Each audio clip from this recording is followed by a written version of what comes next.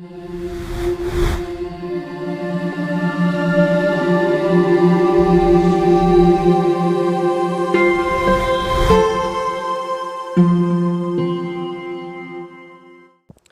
what's up guys, Wonder Bro. I've been thinking a lot and I've released a lot of videos recently. My page has only been up for a couple days about anxiety and depression, and there's already a lot of people kind of getting back to me about those videos, and they're wanting help and advice. And I was thinking about it, and it may help to actually share my own personal story with all this stuff. Although I've kind of mentioned a few times about my problems in my other videos, I haven't really gave you my personal story, and I think it might help to hear some of the things that I've been through so that you can kind of realize that my advice is serious and legitimate, and that I have really suffered. Trying to catch my breath, you fuckers. I walked, you can't see it, but I walked up this fucking hill to kind of film back here because it's really quiet and some privacy. And I'm like a 2-pack-a-day smoker, shame on me, so I can't even tackle small hills, right?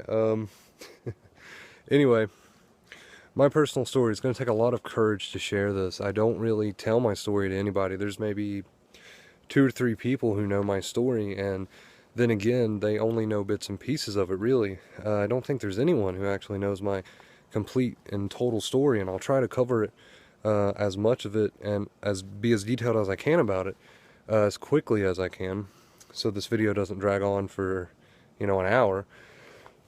So anyway, if you feel like there's no one who can relate to you, if you feel like my advice might what the fuck's wrong with me? If you'd feel like my advice might not be legitimate, check this video out, my story, so you can realize that, hey, there is somebody who's been through some tough shit. The advice I'm giving you is real. I've lived through it and I've been through it. I'll start with my first panic attack, which led to my very debilitating anxiety disorder. My first panic attack was in high school. I had my first panic attack in high school and I had no fucking clue what it was. So you can imagine being roughly, and I'm taking a guess, but roughly 17 years old and having a panic attack, a very strong one, and having no fucking idea what it was. I went home. I remember going to the nurse because I had no clue. I felt like I was going to faint. Tunnel vision, everything was just really fucked.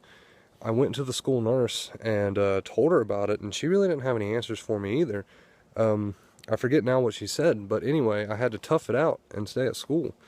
And I guess that's what I get for playing hooky so much. No one believed me, but I got home and I remember first thing I was doing, I was still feeling the effects of it because I was still so scared.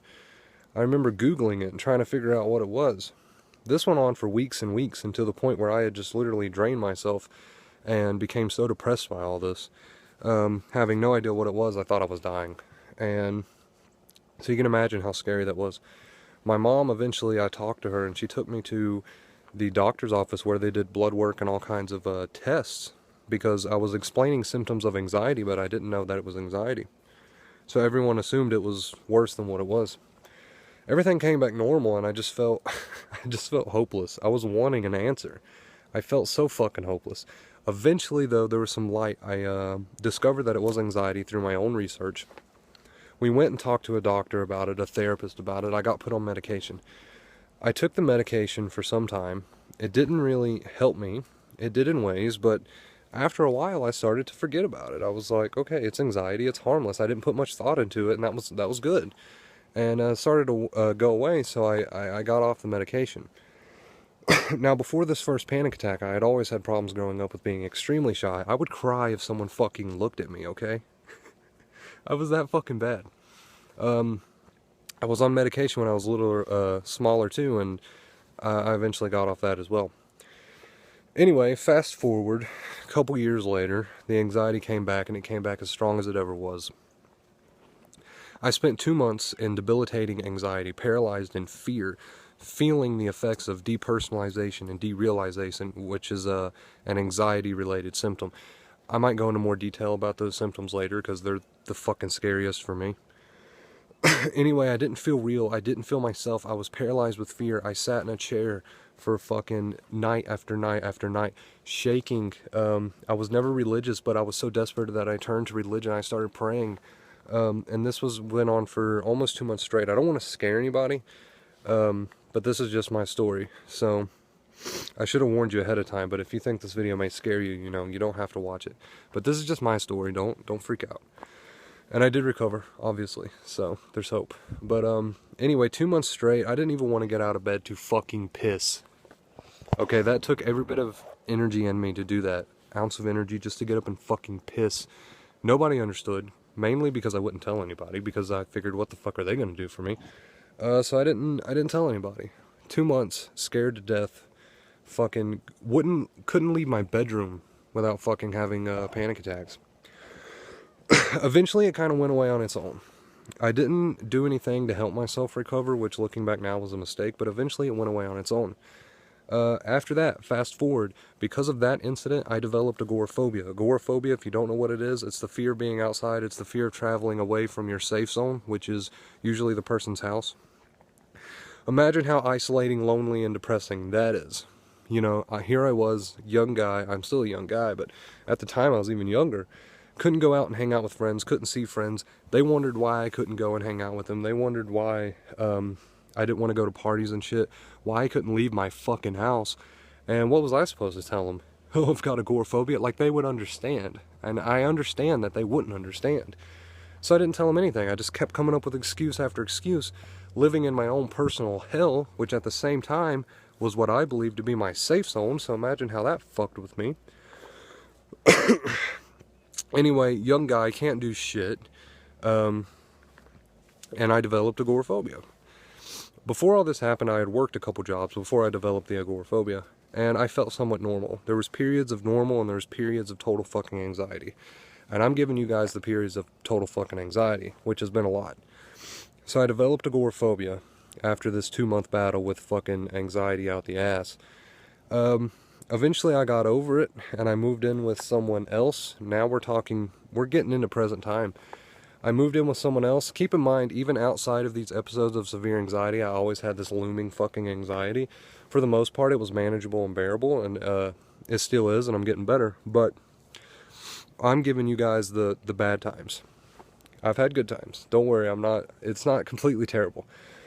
But I moved in with someone else. I was starting to get over my agoraphobia. I started facing it by taking little baby steps, and I was getting there. I was starting to get my confidence back. And boom, another fucking episode of high anxiety. I was like, are you kidding me right fucking now? Again, I didn't do anything to help myself that time as far as looking at advice, reading advice, and putting it into action. I kind of just let it go away on its own. I spent roughly another 2 months. Maybe it was more around a month this time, I'm not sure. But this time it was different from the last episodes that I've had. This time was more depression and anxiety. I was worried about everything. Fucking everything.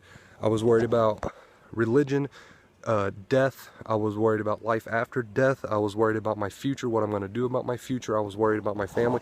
I was worried about things that normal people worry about, but they don't take it to the context that I did. I was definitely not myself. And that's how I knew it was an episode of anxiety. This anxiety ran me down to the point where I actually wanted to kill myself. I wanted to kill myself several times. One time I attempted, and I don't want to go into too much detail about that, but I survived. And after that, life started to come back. Again, it faded away on its own, and that's how I started to make the connection. Okay, if it's fading away on its own, it's nothing serious, it's anxiety. And I need to tackle it. If this comes on again, I'm going to do something about it instead of just waiting for it to fucking fade away. It did come on again recently. Now we're up to new age shit. This was very recent. I'm just now coming out of it. A week or two, maybe. If that, I had another episode. All those worries that I just mentioned, they came back. All the anxiety came back. All the hopelessness, all the despair, all the shaking, all the sitting at night, wondering what's going on in the world, what's wrong with the world.